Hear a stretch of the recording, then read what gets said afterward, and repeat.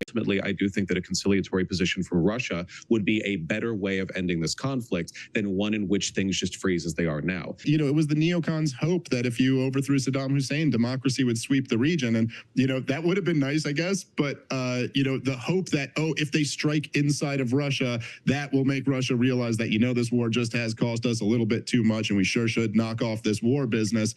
It's quite a risky game to play. There's a couple of things that I want to. Well, let me just respond to a couple of things you said there, because things that I think are pretty interesting. So, number one. Just a couple points of correction. I mean, I know I said it was a good point in jest. Dave Smith absolutely humiliates woke streamer Vaush on live television. I haven't really known much about Vaush, but from what I'm learning lately is he's really stupid. Yeah, you'll see what I'm talking about. Subscribe, and let's just get right into the drama. Well, I don't like the term throwing, only because they are, of course, you know, engaged in it, right? They're not just being they're being grabbed in many cases and literally thrown. 45-year-old men. Yeah. Well, literally thrown. Yes.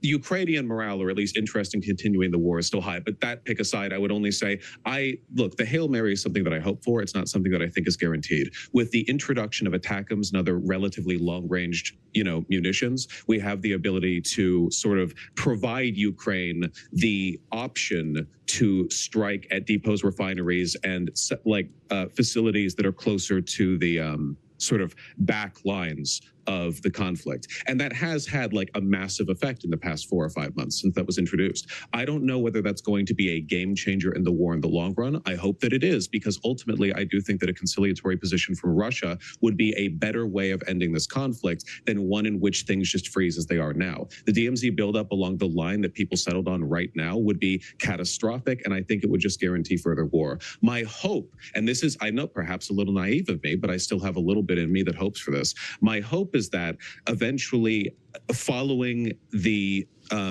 expansion of Ukraine's ability to strike at further back targets, this becomes increasingly economically untenable for Russia. There's pressure from both sides. Hey, this has gone on long enough. We literally can't keep this going anymore. We're both on fumes. And like two exhausted boxers on the 14th round, they both collapse into each other's arms. And, you know, they have a Christmas Day in World War I. You know, there's a moment where for a second things get rough enough, long enough that they collapse and they just can't do it anymore. And maybe the world like breathes a sigh of peace as they finally do settle on whatever line they're at that point. Ugh, guys, get ready, because Dave Smith is about to nuke Vaush in a very good rhetorical manner, in a very better debate manner than I could. Does that even make sense? No, it doesn't. Just take it away, Dave Smith. By the way, he's like one of my favorite people on the internet. I used to watch him all the time, and let's just get right into it. Dangerous game to play, man. I mean, I know it was the It's neocons. all dangerous, right? Well, sure, but I'm just saying, you know, it was the neocons' hope that if you overthrew Saddam Hussein, democracy would sweep the region. And, you know, that would have been nice, I guess, but... I love the idea, by the way, that you can spread democracy by force. That is a contradiction in itself, but no one can acknowledge that. And I'm not even that smart. I'm not even smart. I'm a woman. Come on. You know, the hope that, oh, if they strike inside of Russia, that will make Russia realize that, you know, this war just has cost us a little bit too much and we sure should knock off this war business. It's quite a risky game to play. There's a couple of things that I want to. Well, let me just respond to a couple of things you said there, because things that I think are pretty interesting. So, number one. Just a couple points of correction. I mean, I know I said it was a good point in jest, but no, it's not true that, you know, every dollar that goes to Ukraine is a dollar that doesn't go to Israel. I mean, as you know, we print money out of thin air, and the U.S. government is quite fine to spend. Here's a crazy thought. How about we don't send money to other nations? How about we focus on America first? I know that's super controversial to most people. Well beyond its means. By the way, if you agree with that policy, America first, comment an American flag in the comment section. And so, no, they can deficit finance through fiat currency both of these wars at the same time. Now, what that's going to do to our dollar, equipment too, not just money. Sure. Yeah, no, mostly we're just bribing the military-industrial complex and sending old weapons over there. However, you know, there is, as you brought up the talk of agency before, it is true that individuals have agency. It's also true that there's such a thing as moral hazard. So if I were to just say, I'll start giving hey, Ryan, I'm going to start giving you $1 million a month. And then you quit your job and you sit at home. And I go, look, he doesn't want to work. He doesn't want to work. He wants to stay home. He doesn't want to. It's like, well, yeah, okay, there is some truth to that, but might that have, the Ukrainians just want to fight. Okay, but might that have something to do with the blank check that they've received from the world? So the whole point here, right, is that, and this is true with Israel and with Ukraine, what happens is that when the biggest bully in the history of the world, the US empire, says, we got your back, people get a lot braver than they otherwise would. If Israel didn't have unconditional support from the United States of America, they'd be forced to make a deal with some. Absolutely. It empowers other nations to just be bigger bullies than they would be if they didn't have American or the American military's support. It's basic common sense. Of their neighbors. And same with Ukraine. You say like, oh, if the war ended, Ukraine would just be ready to fight Russia again in a few years without our backing? Without us arming them, without all of Europe behind them? No, they wouldn't, because they know it's a fight they couldn't possibly win. Dave, what's a riskier game to play?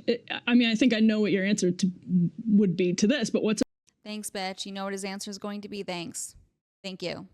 No one cares. a riskier game to What's your name again? I'm just kidding. I'm just being a bitch, okay? I'm in a little feisty mood, okay? Give me some slack, but seriously. play? Is it allowing Putin to expand unchecked, just to go back to the argument that Vaush made earlier, or is it escalating the war? It seems as though there are risks in both. She feels, I feel like she thinks she's so official because she has a pen in her hands. I might start using that. That might be fun. I'll cosplay you, bitch. Both scenarios. Am I being like this today? A long day, okay? And why is one riskier than the other? Well, look, I mean, okay, so the biggest risk that, again, as I mentioned at the beginning, we should all be concerned about is the potential of nuclear war. And what's prevented the nuclear war in the past has been private negotiations, handshake agreements, and mutually assured destruction. The fact that, nobody really wants to get into a nuclear exchange because we all lose. The only time, especially now, because the current administration isn't doing handshake deals or even having conversations behind the scenes with the Russians, the only thing that could lead to a nuclear exchange, so in other words, the worst case scenario, is that Vladimir Putin actually thinks he's going to die. He thinks he's going to end up like Muammar Gaddafi. And that's the scenario where you might end up launching nukes because, screw it, bring everybody down with you. In terms of the risk of Russian expansion, I do think that Vaush made a somewhat fair point where, look, between the mix of, this is my point, not yours, but resulting in yours, between the mix of NATO joint military exercises with the Ukrainian government, the massive amounts of foreign aid, the weapons shipments that Ukraine has got, going back to before the invasion of 2022, but certainly since 2022, it has made Ukraine a tougher adversary than they otherwise would have been. Vladimir Putin famously said back in 2008, when he was warning Burns, who was the ambassador to Russia at the time, that I could be in Kiev in 2 weeks. Well, I don't think that's true anymore. I think it's Right. Obviously, when you have the backing of the American military, it empowers you to be stronger and appear stronger, and it scares your adversaries. These are natural consequences or natural results of teaming up with the U.S. Duh. It's a tougher battle for him than that. But then also, you think because he ends up getting the eastern part of Ukraine, that he's moving on Poland after that? I just think there's absolutely no reason to think that that's the situation. I don't think the bottom line is that he's right next to Poland, it seems like, given the history. Where's your pen, bitch? I don't believe a single word you say unless you have that pen between those fingers. Of NATO and everything else, that's pretty dangerous too. Well, I don't know. I mean, the whole argument that all of the people who wanted to bring Ukraine into NATO made was that, well, he won't attack them if they're a NATO country. Now he's going to go after Poland. I just don't see it as being very likely. I don't think the guy's on a suicide mission. I think, as Burns told Condoleezza Rice, that it was never a suicide mission. It was a choice they didn't want to have to make. That's what our intelligence was saying at the time. And so, no, I don't think that there is to pretend.